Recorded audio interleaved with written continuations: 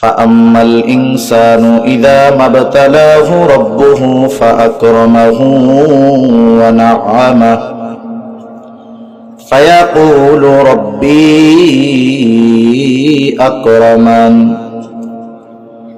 আল্লাহ রাব্বুল আলামিন জানায় দেন, মানুষের মধ্যে কিছু মানুষ আছে, তাদের ধারণা হলো এইরকম, তারা বলে আল্লাহ তাআলা তাদেরকে যখন পরীক্ষা নেওয়ার জন্য ফাআম্মাল ইনসানু ইযা মাবতালাহু রাব্বুহু, মানুষকে যখন তার রব পরীক্ষা করার জন্য, পরীক্ষা নেওয়ার জন্য ফাআকরামাহু ওয়া নাআমাহু, আল্লাহ তাআলা যখন তাকে সম্মানিত করে, যখন তাকে নিয়ামত দেয়, এই লোকটা মনে করে আল্লাহ তাআলা মনে হয় তাকে ভালোবাসে, এই জন্য সে বলে ফায়াকুলু রব্বি আকরামান, আমার রব আমাকে সম্মানিত করেছে। অথচ আল্লাহ তাআলা তাকে সম্মান এবং সম্পদ দিয়েছেন পরীক্ষা করার জন্য। সে মনে করে আল্লাহ তাআলা এগুলো তাকে ভালোবেসে দিয়েছে, এই জন্য যখন আবার আল্লাহ রাব্বুল আলামিন রিজিক সংকীর্ণতা দিয়ে পরীক্ষা নেন, আল্লাহ তাআলা বলেন ওয়া আম্মাল ইনসানু ইযা মাবতালাহু ফাকাদারা আলাইহি রিজকাহু, আল্লাহ তাআলা যখন তার পরীক্ষা নেওয়ার জন্য রিজিককে সংকীর্ণ করে দেন, আল্লাহ তাআলা সম্পদ থেকে তাকে বঞ্চিত করেন, সম্মান থেকে তাকে বঞ্চিত করেন, ওই লোকটা তখন বলে ফায়াকুলু রব্বি আহানান, আমার রব আমাকে অপমানিত করেছে, আমার রব আমাকে অসম্মানিত করেছে। ওই লোকগুলো যখন তাদের এই রিজিক সংকীর্ণতার কারণ হিসাবে আল্লাহ তাআলাকে দোষারোপ করতে চায়, আল্লাহ তাআলা তাদের এই অমূলক কথার প্রতিবাদ করে বলেন কাল্লা, কখনোই নয়। তোমরা যে বলতেছো তোমাদের রিজিক সংকীর্ণতা, তোমাদের সম্মান না থাকা, এক কথায় রিজিক সংকীর্ণতার কারণে আমার উপরে দোষ দাও, এটা কখনোই সঠিক নয়। এখন তাহলে কেন তোমাদের এই রিজিক সংকীর্ণতা, কেন রিজিকের এই অভাব? আল্লাহ রাব্বুল আলামিন এই কথা বলার পরে রিজিক সংকীর্ণতার 4টি কারণ আল্লাহ তাআলা বর্ণনা করেন। কয়টি কারণ? এই 4 কারণ যার মধ্যে থাকবে রিজিকের সংকীর্ণতা আল্লাহ তাআলা তাকে দিয়ে দিবে, আর এই 4 কারণ যার মধ্যে থাকবে না, আল্লাহ রাব্বুল আলামিন তার রিজিককে প্রশস্ত করে দিবে। রিজিক পরিমাণের কারণে প্রশস্ত হয় না, পরিমাণের কারণেও সংকীর্ণ হয় না। অনেক সময় অনেক সম্পদের মালিক, কিন্তু আল্লাহ তাআলা তার রিজিককে প্রশস্ত করে দেয়। আবার অনেক সময় সম্পদের মালিক কম, টাকা পয়সা কম, কিন্তু আল্লাহ তাআলা তার রিজিককে প্রশস্ত করে দেয়। দুনিয়াতে অনেক মানুষ এমন আছে, টাকা পয়সা দৌলত সম্পদের অভাব নাই, টাকা পয়সার অভাব নাই, প্রতিদিন প্রতি বেলায় যদি চায় এক একটা গরু জবাই করে খাবে, কোনো তার অসুবিধা নাই। কিন্তু আল্লাহ তাআলা এমন অসুস্থতা, এমন রোগ তাকে দিয়া বসছে যে সে গরুর গোশত তো বহু দূরের কথা, ডাক্তারের কাছে যখন অসুস্থ হয়ে গেছে, ডাক্তার এইবার তার রিপোর্টগুলো চেক আপ করে বলতেছে, ভাই আপনার অবস্থা বড় খারাপ, আপনি যদি আমার দিক নির্দেশনা মেনে না নেন, আমার কথা অনুযায়ী যদি না চলেন, যে কোনো সময় বড় ধরনের অসুস্থতা আপনাকে পেয়ে বসতে পারে, জীবন নাশ হয়ে যাইতে পারে। এজন্য দেখবেন বদ্দিন টাকাওয়ালাদের মরার ভয় কিন্তু বেশি, ঠিক কিনা বলেন? এই যে দেখবেন করোনার সময় আমরা দেখছি অধিকাংশ বদ্দিন টাকা পয়সাওয়ালা 3-4টা গরুর টোনা লাগায় রাখতো মুখে। আমাদের গ্রাম অঞ্চলে গরুর মুখে টোনা লাগায়, এই মাস্ক লাগায় রাখতো, এরকম মানুষের কাছে যাইতো না। মসজিদে গিয়া কেউ যদি তার 2 হাতের আশেপাশে এরিয়ার মধ্যে থাকতো, ঘুষি মেরে সরায় দিত, ঠিক কিনা বলেন? একটু পর পর পকেট থেকে স্প্রে বের করে হাত ধুইতো, আর এরকম করতো। কোনো কিছু ধরার আগে ওই জায়গায় স্প্রে মারে। হায় হায়, দেখা গেল এইরকম অতি বাছাই যাচাই যারা করছে, এরা অধিকাংশই করোনায় আক্রান্ত হয়েছে, ঠিক কিনা বলে? আর গ্রাম শহরের মানুষ সব গ্রামে গিয়া, ওই সময় তো ঈদের সময় যেই লোক বাড়ির যাইতো ঢাকা থেকে, করোনার সময় আরো বেশি গেছে, এমন ভাবে গেছে দুই পাশে দুইজনরে পাহারায় রাইখা বাজারের মধ্যে বসে আড্ডা দিছে। আল্লাহ তাআলা তাদের দেয় নাই। সেই জন্য টাকাওয়ালা বদ্দিন যারা, এদের মরার ভয় বেশি, অসুস্থতার ভয় বেশি। এই জন্য দেখবেন কিছু টাকা পয়সাওয়ালা আছে, ফজরের নামাজ পড়বে না, 5 ওয়াক্ত নামাজ পড়বে না, কিন্তু ডাক্তার যদি বলে ডায়াবেটিস কিন্তু দিন দিন বাড়তেছে, সকালবেলায় দৌড়াইতে হবে, আপনি নামাজে যাওয়ার সময় দেখবেন ওই আল্লাহর বান্দা ফজরের সময় মসজিদে যায় না ঠিক, কিন্তু হাফ প্যান্ট একটা পইরা 3 কিলোমিটার ধইরা দৌড়াইতেছে, ঠিক কিনা বলেন? এই জন্য সমাজের কিছু মানুষ আছে, এরা আল্লাহর হুকুম মানার ক্ষেত্রে একেবারে গাফেল, কিন্তু ডাক্তার যদি বলে শোনেন আপনাকে আমি এই ওষুধগুলো সাজেস্ট করতেছি, আপনাকে 24 ঘন্টায় 6 বার খাইতে হবে ওষুধটা, তার মানে 6 বার যদি খাইতে হয় 4 ঘন্টা পর পর, ঠিক কিনা?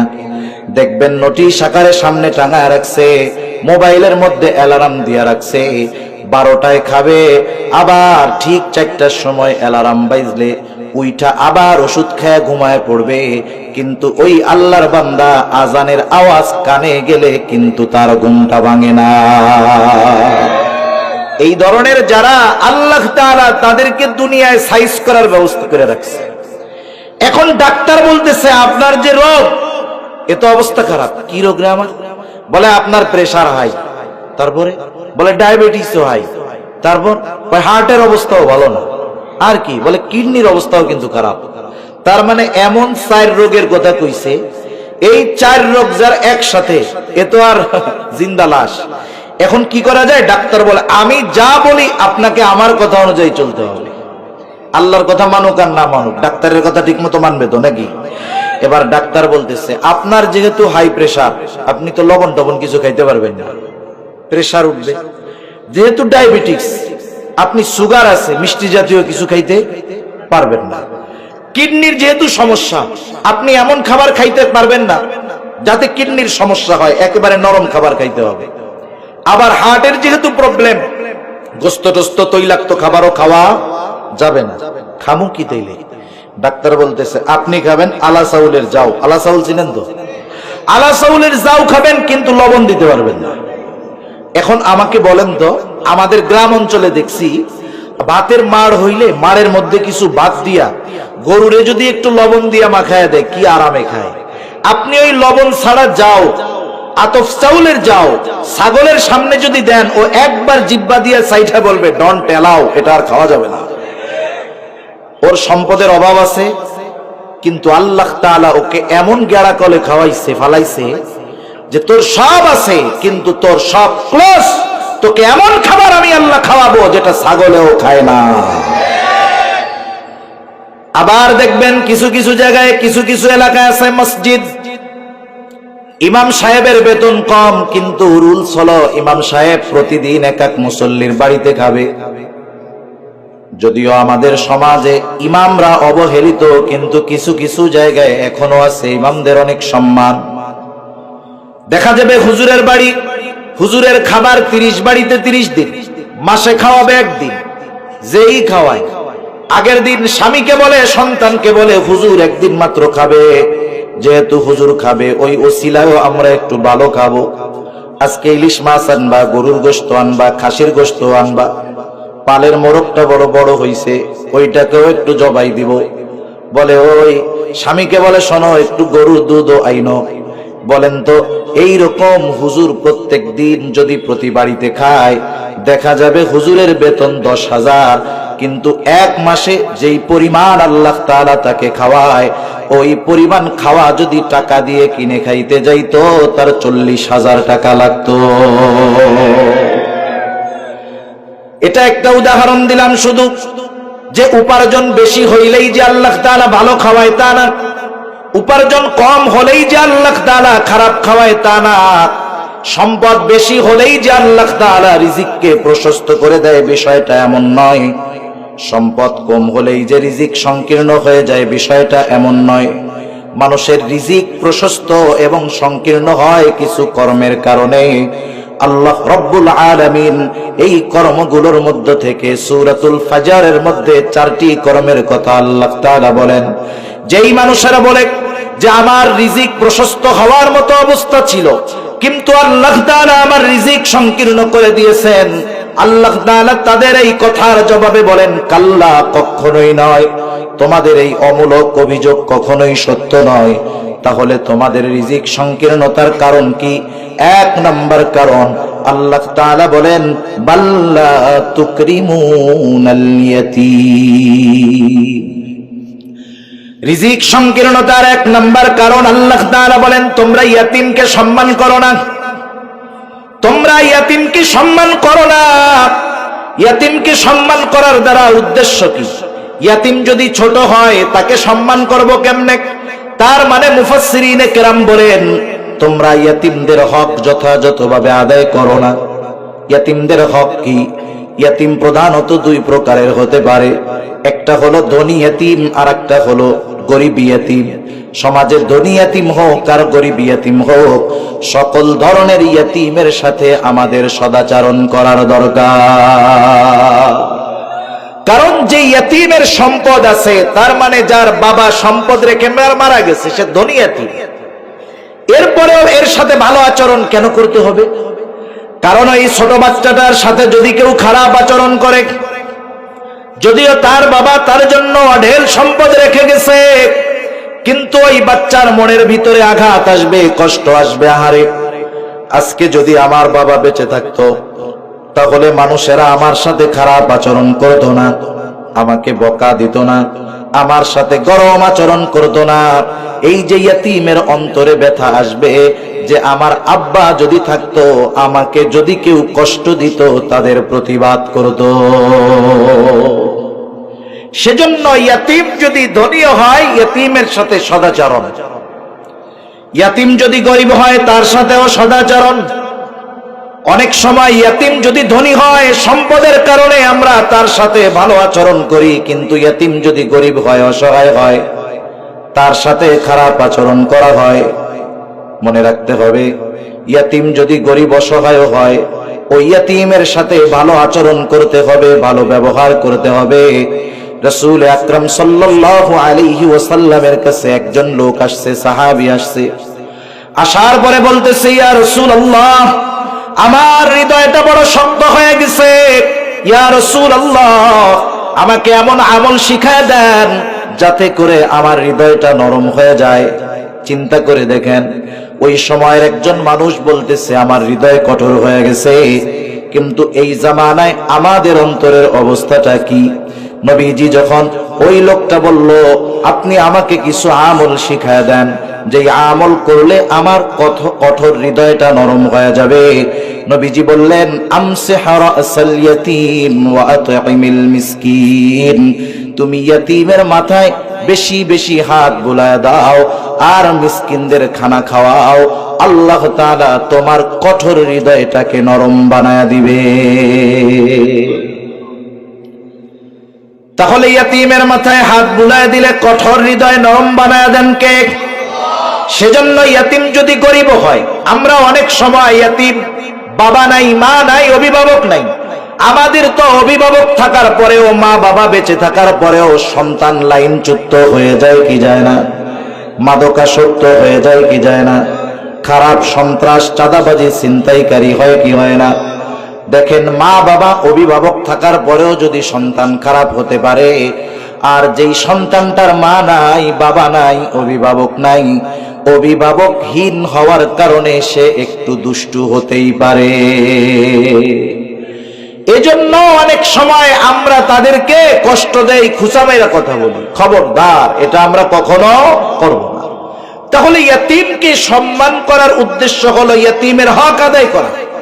ইয়াতীমের হক সাধারণভাবে ইয়াতীমের সাথে সদাচরণ করা, ভালো ব্যবহার করা। 2 নাম্বার, যদি সুযোগ হয় ইয়াতীমের অভিভাবক হয়ে যাওয়া। ইয়াতীমের অভিভাবক হওয়া এটা বড় সৌভাগ্যের ব্যাপার। রাসূল আকরাম সাল্লাল্লাহু আলাইহি ওয়াসাল্লাম ইয়াতীমের অভিভাবকের ব্যাপারে সুসংবাদ দেন। নবীজি বলেন, আনা ওয়া কাফিলুল ইয়াতীম কাহাতাইনি ফিল জান্নাহ। নবীজি বলেন, আমি আর ইয়াতীমের অভিভাবক জান্নাতের মধ্যে পাশাপাশি অবস্থান করব। এই দুইটা আঙ্গুল ইশারা দিয়ে দেখায় নবী বুঝাইলেন, এই দুইটা আঙ্গুল যেমন পাশাপাশি অবস্থানরত, আমি আর ইয়তীমের অভিভাবক অনুরূপভাবে জান্নাতের মধ্যে অবস্থান করব। নবীজির সাথে জান্নাতে থাকতে পারা এটা বড় সৌভাগ্যের ব্যাপার, ঠিক কিনা? রাসূলুল্লাহ সাল্লাল্লাহু আলাইহি ওয়াসাল্লামের কাছে একজন গ্রাম্য সাহাবী আসছে। গ্রামের মানুষ কিছু কিছু ক্ষেত্রে অতি সরল। গ্রামের মানুষের সরলতাকে আমরা শহরের মানুষ অনেক সময় মূর্খতা মনে করি। আসলে বিষয়টা মূর্খতা নয়, বিষয়টা হলো তাদের সরলতা। তাদের মনের মধ্যে কোনো অকৃত্রিমতা নাই।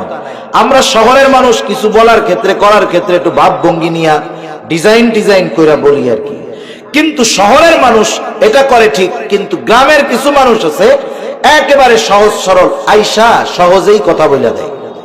নবীজি আরেকজনের সাথে কথা বলতেছে, ওই লোক আসছে, আইসাই আল্লাহ রাসূল সাল্লাল্লাহু আলাইহি ওয়াসাল্লামকে প্রশ্ন করতেছে, ইয়া রাসূলুল্লাহ মাতা সাআহ, মানে কিয়ামত কখন হবে? কিছু কিছু সময় কিছু কিছু প্রশ্ন করার একটা ভাব আছে, যে প্রশ্ন করার ভাবে ওই প্রশ্নের জবাব দেওয়ার চাইতে তাকে আরেকটা প্রশ্ন করার জরুরি হয়ে যায়। বুঝেন নাই কথা? মানে প্রশ্নটা করছে যে ওই প্রশ্নের জবাব না দিয়া মন চায় ওর কাছে আরেকটা জিনিস জানতে চাই। ওই ব্যক্তির বলার ভাবটা হলো এরকম, সে জানি কেমন গাঠি গুঠি নিয়ে সব কিছু নিয়ে অপেক্ষা করতেছে কখন কিয়ামত আসবে। আপনারা মাঝে মধ্যে ঢাকায় যান না? ঢাকায় ট্রেনে বা বাসে যান না? মনে করেন আপনি বাস কাউন্টারে গিয়ে টিকিট কাটছেন বা ট্রেন স্টেশনে গিয়ে টিকিট কাটলেন, টিকিট কাটছেন, গাড়ি আসার সময় ছিল 9টায়, এখন বাইজা গেছে 9:30, গাড়ি তো আসে না। আপনি তখন তারে গিয়ে কি বলেন? এই মিয়া গাড়ি আসে না কেন? তার মানে আমি যাওয়ার জন্য তো রেডি, তোমার গাড়ির খবর নেই, ঠিক না? ওই লোকের ভাব এরকম যে সে কিয়ামতের জন্য রেডি, কিন্তু কিয়ামত আসতেছে না। তার বলার ভাবটা কি এরকম। রাসূল আকরাম সাল্লাল্লাহু আলাইহি ওয়াসাল্লাম ওই লোকের সাথে কথা শেষ করলেন। কথা শেষ করার পরে বলতেছেন, কোথায় ওই ব্যক্তি যে একটু আগে আমাকে প্রশ্ন করছে কিয়ামত কখন হবে? এইবার লোকটা বলে, ইয়া রাসূলুল্লাহ আমি এই প্রশ্ন আপনাকে করেছি। নবীজি সাল্লাল্লাহু আলাইহি ওয়াসাল্লাম তার প্রশ্নের জবাব দেওয়ার পরিবর্তে তাকে পাল্টা প্রশ্ন করলেন, মা আদাত্তা লাহা, তুমি কিয়ামতের জন্য কি প্রস্তুতি গ্রহণ করেছ? ওই লোকটা গ্রামের মানুষ, সহজ সরল মানুষ, সহসাই জবাব দিল, ইয়া রাসূলুল্লাহ আমি আল্লাহ এবং তার রাসূলকে ভালোবাসি। নবীজি এবার বললেন, যে যাকে ভালোবাসে তার সাথে অবস্থান করবে। লোকটা এবার তার বাড়ির দিকে হাঁটা শুরু করলো। হযরত আনাস রাদিয়াল্লাহু তাআলা আনহু বলেন, রাসূলুল্লাহ সাল্লাল্লাহু আলাইহি ওয়াসাল্লামের জবানে এই কথা শুনবার পর যে যে যাকে মহব্বত করে তার সাথে জান্নাতে থাকবে, এই কথাটা শ্রবণ করবার পর আমরা এতটা খুশি হয়েছিলাম যে ইসলাম গ্রহণ করার পূর্বে আর কোনো বিষয়ে আমরা এত খুশি হই না,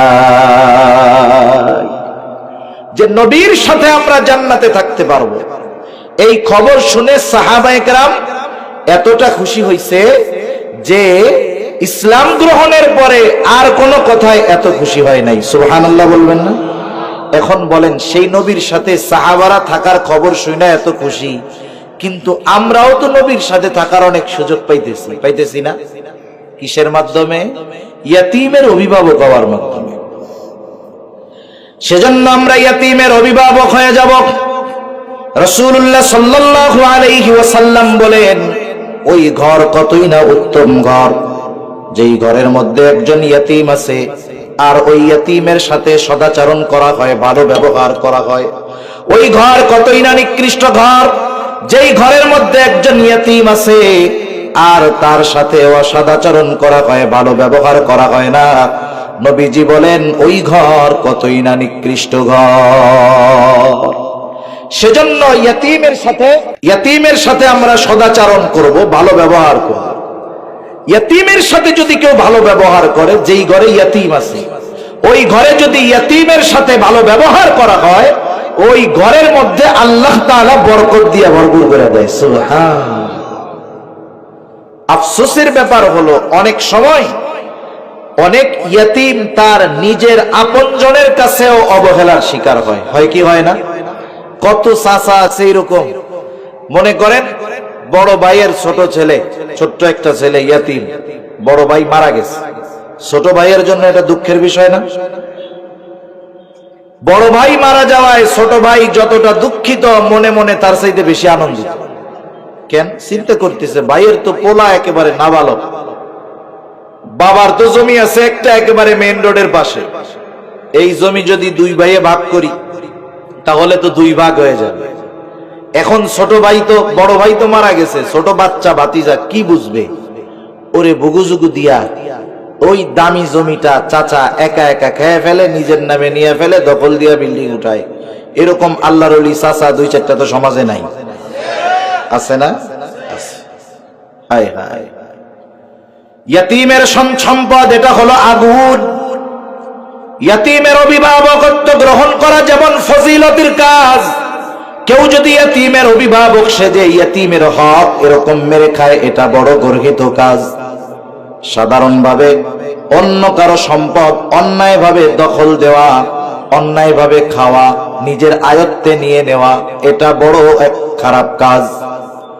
মনে রাখবেন, জুলুম শুধু যে ক্ষমতা দিয়ে হয় তা না, জুলুম শুধু যে অস্ত্র দিয়ে হয় তা না, জুলুম কিন্তু মিষ্টি ভাষা দিয়েও হয়, জুলুম মজার মজার কথা দিয়েও হয়।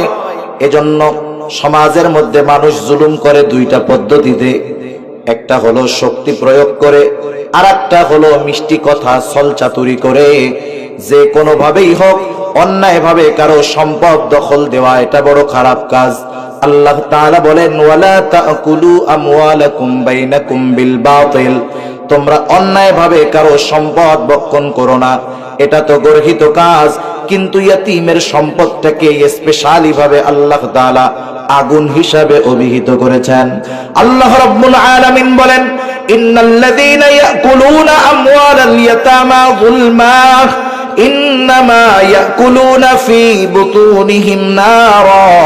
আল্লাহ তাআলা বলেন, নিশ্চয়ই যারা অন্যায়ভাবে ইয়তীমের সম্পদ ভক্ষণ করে, আল্লাহ তাআলা বলেন, ইন্নামা ইয়াকুলুনা ফি বুতুনিহিম নারা, কেমন যেন সে আগুন দ্বারা তার পেটকে ভরপুর করে। বলেন তো, আগুনের স্থান জান্নাত নাকি জাহান্নাম? আল্লাহ তাআলা বলেন, ওয়াসায়াসলাউনা সাঈরা, অচিরেই তার অবস্থান স্থল হবে জাহান্নাম। সেই জন্য খবরদার, কারো অধীনে যদি কোনো ইয়তীম থাকে তার সম্পদ মেরে খাওয়ার চিন্তাও করা যাবে না। এক তো ইয়তীমের সম্পদ ভক্ষণ করা হবে, দ্বিতীয় এটা কিন্তু বান্দার হকও নষ্ট করা হবে। সেজন্য ইয়তীমের ব্যাপারে আলোচনা করতেছিলাম। এক নাম্বার, ইয়তীমকে তোমরা সম্মান করো না, অর্থাৎ ইয়তীমের হক তোমরা আদায় করো না। সকল ধরনের ইয়তীমের অন্যতম হক হলো সদাচরণ পাওয়া, আমরা এই জন্য ইয়তীমের সাথে সদাচরণ করব। দুই নাম্বার, ইয়তীমের অভিভাবক হওয়ার চেষ্টা করব। কোন সম্পদ যদি আমার আপনার অধীনে থাকে, ইয়তীমের সম্পদ, এটা রক্ষণাবেক্ষণ করে যথাসময়ে তাকে ফিরাইয়া দিব। কারণ ইয়তীমের সম্পদ যারা অন্যায়ভাবে খায়, এরা হলো আবু জেহেলের উত্তরসূরি। পবিত্র কোরআনুল কারীমের অন্যতম প্রসিদ্ধ সূরা সূরাতুল মাউন, নাম শুনছেন না আপনারা? এই সূরার মধ্যে আল্লাহ তাআলা আবু জেহেলের কয়েকটা দোষের কথা বর্ণনা করছে। আল্লাহ রাব্বুল আলামিন আবু জেহেলের যেই দোষগুলোর কথা বলেন, এর মধ্যে অন্যতম একটা হলো সেই ইয়তীমের সাথে খারাপ আচরণ করে, ঘাড় ধাক্কা দিয়ে বের করে দেয়। ফাযালিকাল্লাযী ইয়াদউল ইয়াতীম, সেই ইয়তীমদেরকে ধাক্কা দিয়া বের করে দেয়, ধাক্কা মারে। এই জন্য ইয়তীমদের হক খাওয়া, ইয়তীমদের সাথে খারাপ আচরণ করা, এটা হলো আবু জেহেলের কর্ম। আর ইয়তীমদের হক প্রতিষ্ঠা করা, ইয়তীমদের সাথে ভালো ব্যবহার করা, এটা হলো মুহাম্মাদুর রাসূলুল্লাহ সাল্লাল্লাহু আলাইহি ওয়াসাল্লামের কর্ম। নবীজি ইয়তীমদের মুহাব্বত করতেন, ভালোবাসতেন। শুধু তাই না, স্পেশাল ভাবে আল্লাহ তাআলা আমার আপনার নবীকে ইয়তীমদের সাথে সদাচরণ করার কথা বলছেন। পবিত্র কোরআনুল কারীমের অন্যতম আরেকটা প্রসিদ্ধ সূরা হলো সূরাতুদ দুহা। এই সূরার মধ্যে লম্বা কথা, আমি ওইদিকে যাব না। আল্লাহ তাআলা আমার আপনার নবীকে প্রদত্ত গুরুত্বপূর্ণ তিনটা নেয়ামতের কথা এই সূরার মধ্যে উল্লেখ করেছেন। কয়টা নেয়ামত? স্পেশাল ভাবে তিনটা নেয়ামতের কথা বলছেন, সাথে সাথে তিন নেয়ামতের বিপরীতে তিনটা আমলের কথাও বলছেন। আল্লাহ তাআলা আমার আপনার নবীকে বলেন, আলাম ইয়াজিদিকা ইয়াতীমান ফাআওয়া ওয়া ওয়াজাদাকা দাল্লান ফাহাদা ওয়া ওয়াজাদাকা আইলান ফাআগনা। তিন নেয়ামতের এক নম্বর নেয়ামত, আলাম ইয়াজিদিকা ইয়াতীমা, আমি কি আপনাকে ইয়াতীম অবস্থায় পাই নাই? ফাআওয়া, এরপরে আপনার উত্তম লালন পালনের ব্যবস্থা আমি করেছি, ইয়াতীম অবস্থায় ছিলেন, আপনাকে ছেড়ে দেই নাই। আল্লাহ তাআলা আমার আপনার নবীকে কেমন ভাবে লালন পালনের ব্যবস্থা করেছেন একটু বললে বুঝতে সহজ হবে। আমাদের দেশে অনেক সময় এমন হয়, কোন নারী যদি গর্ভবতী হয়, পেটের মধ্যে সন্তান, এমন সময়ে যদি ওই স্ত্রীর স্বামী মারা যায়, ওই স্বামীর শ্বশুর শাশুড়ির কপালের মধ্যে ভাঁজ পড়ে যায়, ঠিক কিনা বলেন? গ্রামের অনেক মানুষ তখন দেখা যায় ওই গর্ভবতী মহিলাটাকে তার বাবার বাড়িতে পাঠায়া দেয়, অথবা থাকলেও তার যত্নটা কমে যায়। কারণ ওই সন্তান দুনিয়ায় ভূমিষ্ঠ হওয়া নিয়ে সকলে টেনশনে থাকে যে এই ছেলেটা তো ইয়াতীম অবস্থায় দুনিয়ায় আসবে, ওর বাবা তো দুনিয়ায় নাই, কে কি খাওয়াবে, কে আদর যত্ন করবে। তার মানে কোন নারী যদি গর্ভবতী হয়, স্বামী যদি মারা যায়, ওই স্ত্রীর কদর যত্ন কমে যায়। কিন্তু ইতিহাস বলে আব্দুল মুত্তালিবের সন্তান আব্দুল্লাহ যখন মারা গেল, আমার আপনার নবী আমেনার গর্ভে, এমত অবস্থায় ওই জাহেলিয়াতের সময়ও আব্দুল মুত্তালিব আমেনাকে মদিনায় পাঠায়া দেয় নাই, অথবা তার যত্ন কমায়া দেয় নাই, বরং ওই আব্দুল্লাহ বেঁচে থাকতে আমেনার প্রতি তারা যত যত্নশীল ছিল, এর চাইতে বেশি যত্নশীল আল্লাহ তাআলা আমেনার প্রতি তাদের বানায়া দিলেন।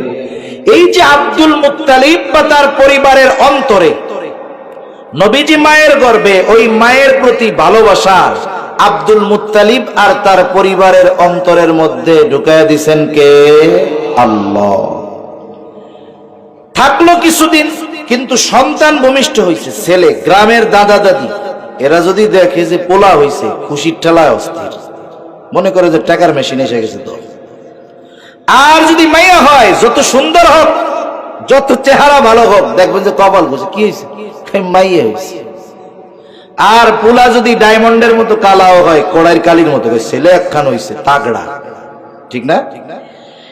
কিন্তু যদি ওই ছেলেটা ভূমিষ্ঠ হয়েছে, বাপ তো 6 মাস আগে মারা গেছে, তাহলে কি হয়? কপাল গুছায় যায়, হায় রে, এই ইয়াতিম পোলা কে খাওয়াবে, কে কি করবে? অযত্ন, অবহেলা। কিন্তু ইতিহাস বলে রাসূল আকরাম সাল্লাল্লাহু আলাইহি ওয়াসাল্লাম যখন দুনিয়ায় ভূমিষ্ঠ হয়েছেন, আব্দুল মুত্তালিব আর তার পরিবারের কপাল ঘুষায়া যায় নাই, বরং কোন ঐতিহাসিক লেখেন আব্দুল মুত্তালিবের 10টা সন্তান ছিল। এই 10 সন্তানের আবার আলাদা এক ইতিহাস আছে।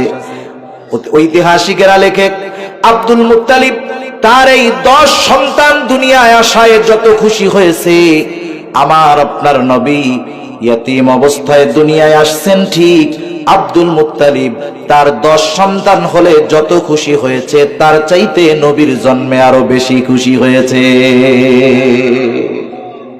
ইয়াতীম সন্তান, তার প্রতি সর্বোচ্চ আবেগ, অনুভূতি, ভালোবাসা মানুষের অন্তরে ঢেলে দিছেন কে? আল্লাহ। আমার আপনার নবী ইয়াতীম হওয়ার কারণে মানুষ যেই অবহেলার শিকার হয় একটা ইয়াতীম, আমার আপনার নবী ইয়াতীম হওয়ার কারণে ওই রকম কোন অবহেলার শিকার কখনো হন নাই। ওনার কোন চাচা বা অন্য কেউ ইয়াতীম হওয়ার কারণে নবীজিকে তিরস্কার করার সুযোগ পায় নাই, বরং প্রত্যেকের অন্তরে আল্লাহ তাআলা মোহাব্বত, ভালোবাসা ঢুকায় দিয়েছে। সুবহান। মা মারা গেছে, অভিভাবক আব্দুল মুত্তালিব।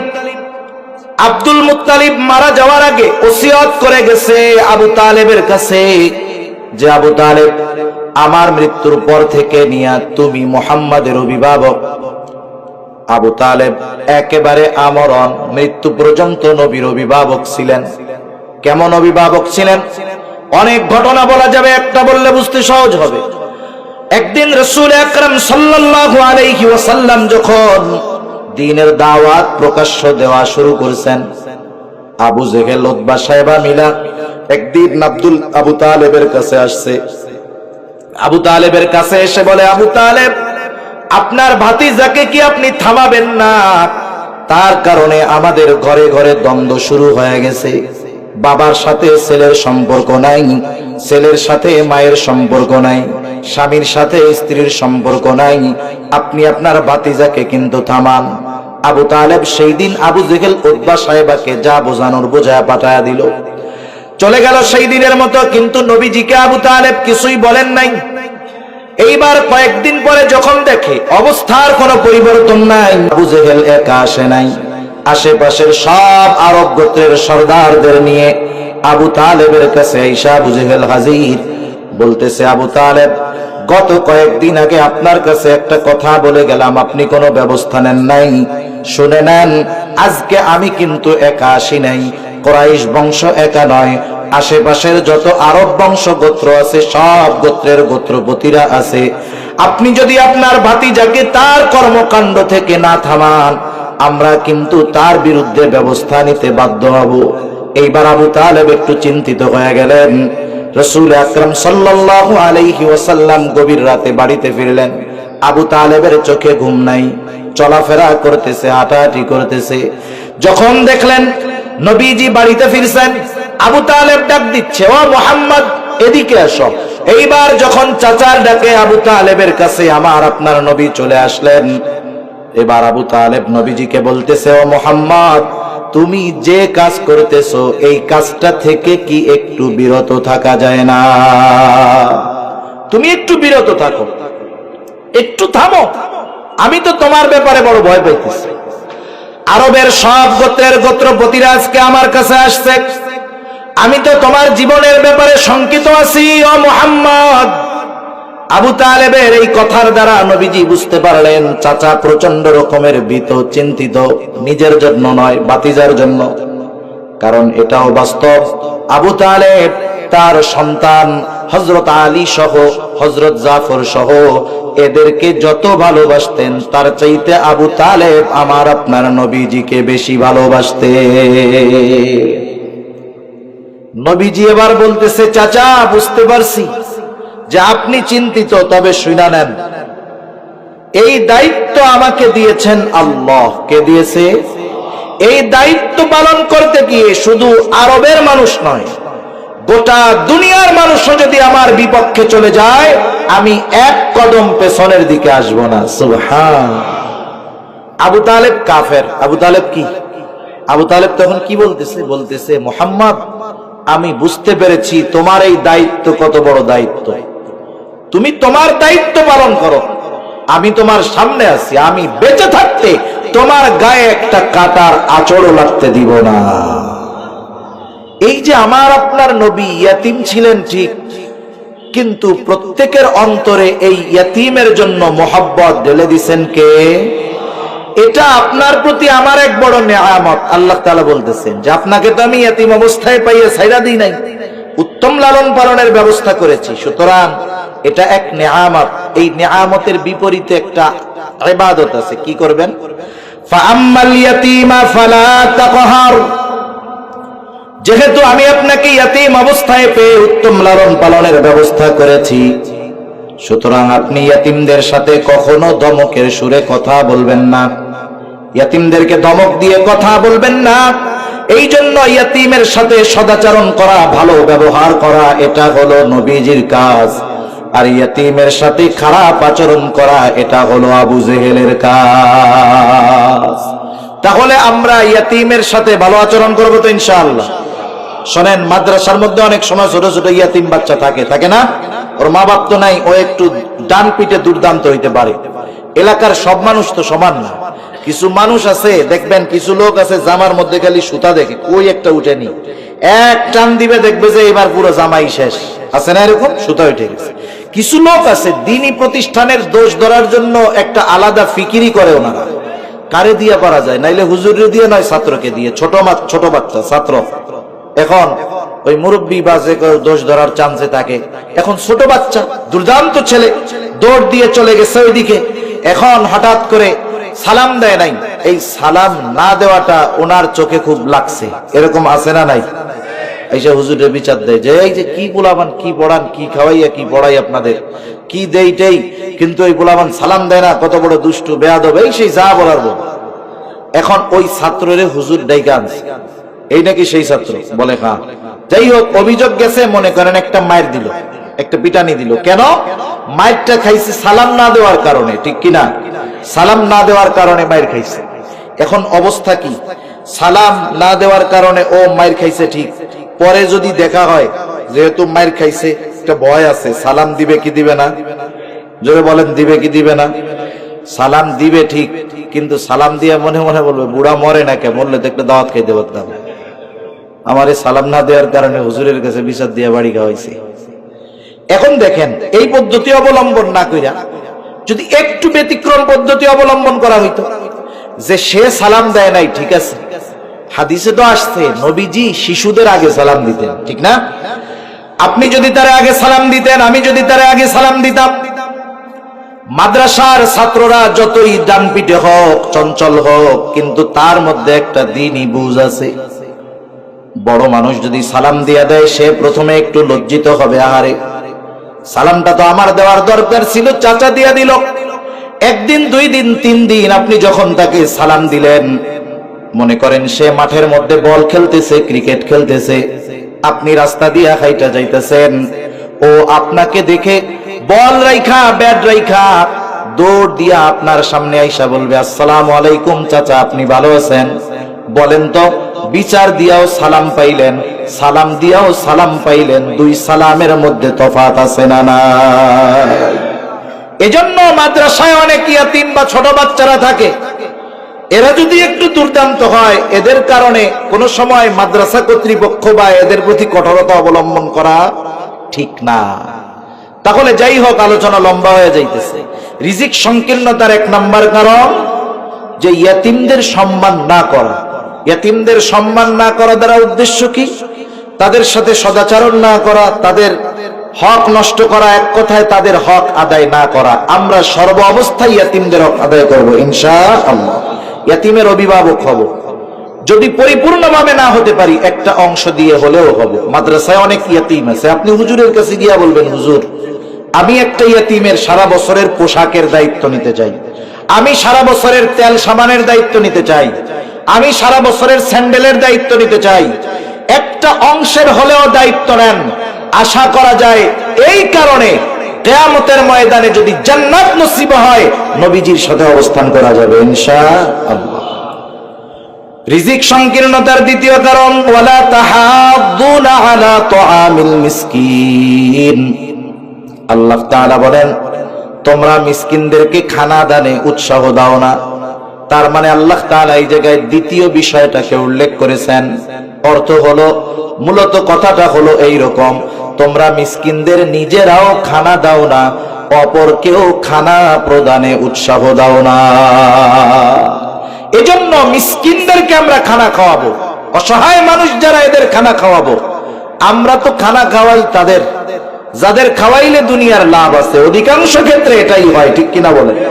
কিন্তু খাওয়াই আল্লাহর জন্য, যদি খাওয়াই, যাকেই খাওয়াই তাতেই লাভ আছে। রাসূলুল্লাহ সাল্লাল্লাহু আলাইহি ওয়াসাল্লামের কাছে একজন আসছে, আসার পরে জিজ্ঞাসা করতেছে আইয়ুল ইসলামি খাইর, ইসলামের মধ্যে উত্তম আমল কোনটা? নবীজি ছিলেন উম্মতের রূহানি ডাক্তার। নবীজি প্রশ্নকারীর অবস্থা বুঝে ওই প্রশ্নের জবাব দিতেন। এই লোকের প্রশ্নের জবাবে নবীজি বললেন, তুতঈমুত তাআম ওয়া তাকরাউস সালাম আলা মান আরাফতা ওয়া মান লাম তারিফ। তুমি মানুষকে খানা খাওয়াও, আর পরিচিত অপরিচিত সবাইকে বেশি বেশি সালাম দাও। নবীজি এইখানে খানা খাওয়ানোর ক্ষেত্রে কোনো ক্লাসিফিকেশন করেন নাই, স্তর বিন্যাস করেন নাই। এর মানে বোঝা গেল, একজন গরিব মানুষও যদি একজন ধনীকে আল্লাহর জন্য খানা খাওয়ায়, বলেন তো ফজিলত আছে না নাই? তবে খানা খাওয়াইয়া বিনিময় আশা করা যাবে। বিয়ার দাওয়াত দিয়া চারিদিকে আটকাইয়া টেবিল পাইতে বসে থাকা যাবে না। এই খানা খাওয়ানোর মধ্যে কোনো ফায়দা নেই। সেজন্য 1 নাম্বার সাধারণভাবে খানা খাওয়ানো ফজিলত, যাকেই খাওয়াই আল্লাহর জন্য খাওয়াইতে হবে, তাহলে ফজিলত আছে। 2 নাম্বার অসহায় মিসকিন দরিদ্র যারা আছে তাদেরকে খানা খাওয়াইতে হবে।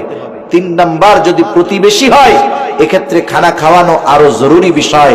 রাসূল আকরাম সাল্লাল্লাহু আলাইহি ওয়াসাল্লাম বলেন, ওই ব্যক্তি মুমিন নয় যে নিজে পেট পুরে খায় আর তার প্রতিবেশী অভুক্ত থাকে, ওই ব্যক্তি মুমিন নয়। এজন্য আমরা মিসকিনদের খানা খাওয়াবো, অসহায় যারা আছে তাদের খানা খাওয়াবো। রিজিক সংকীর্ণতার 3য় কারণ আল্লাহ তাআলা বলেন, ওয়া তাকুলুনাত তুরাসা আকলাল লাম্মা, তোমরা ওয়ারিসি সম্পদ সব একাকী ভক্ষণ করে ফেলো।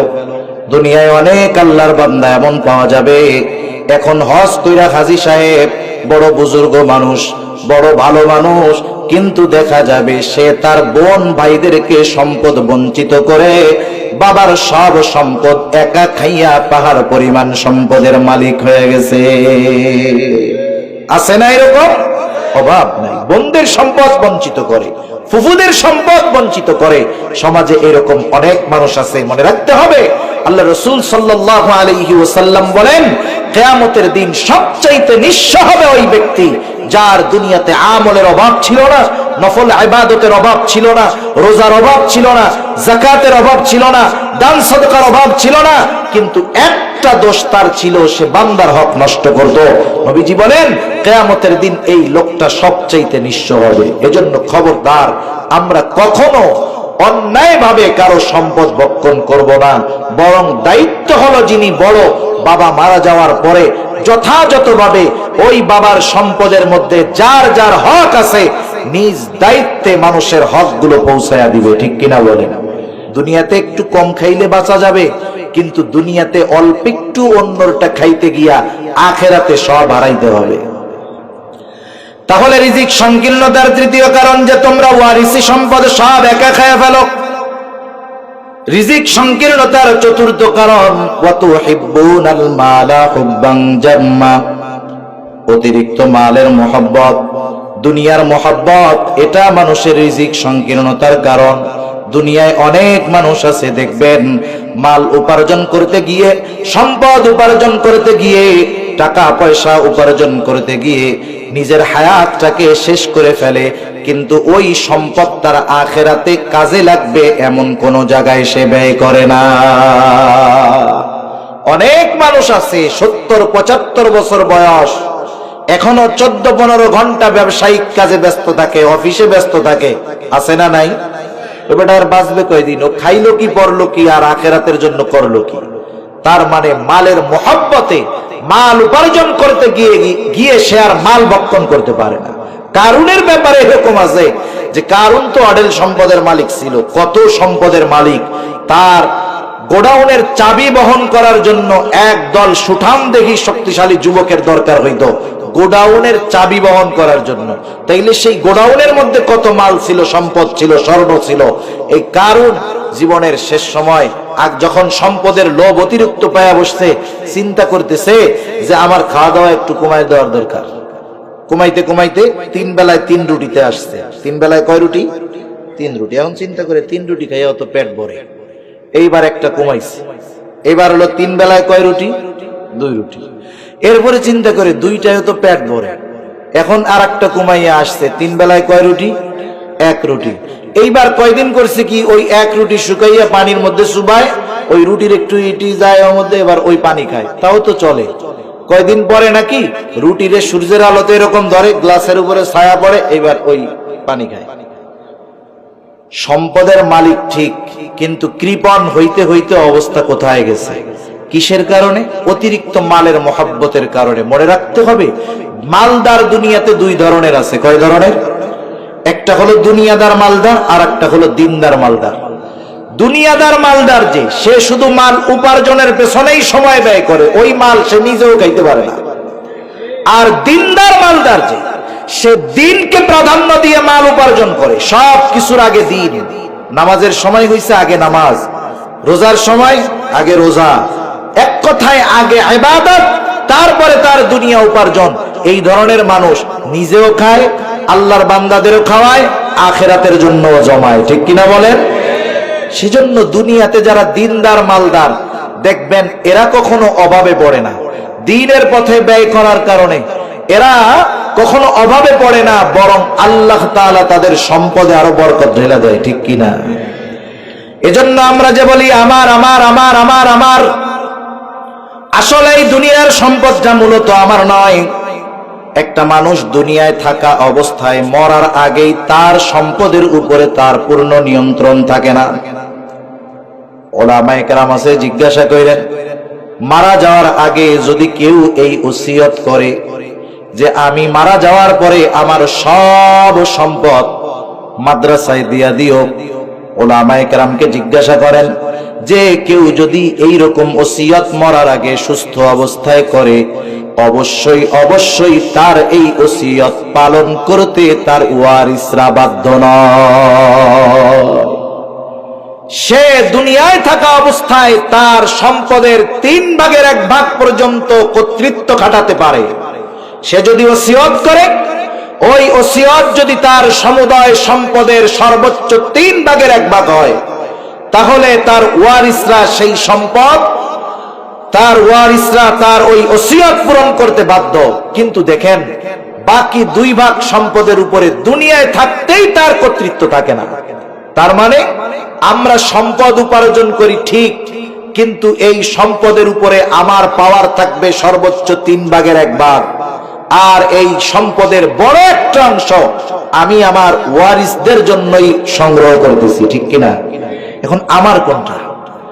নবীজি সাল্লাল্লাহু আলাইহি ওয়াসাল্লাম বলেন, তোমরা বলো আমার আমার আমার, কোনটা তোমার? যেটা তুমি খেয়েছো, যেটা তুমি পরিধান করেছো, যেটা তুমি দ্বীনের জন্য ব্যয় করেছো, এটা হলো তোমার।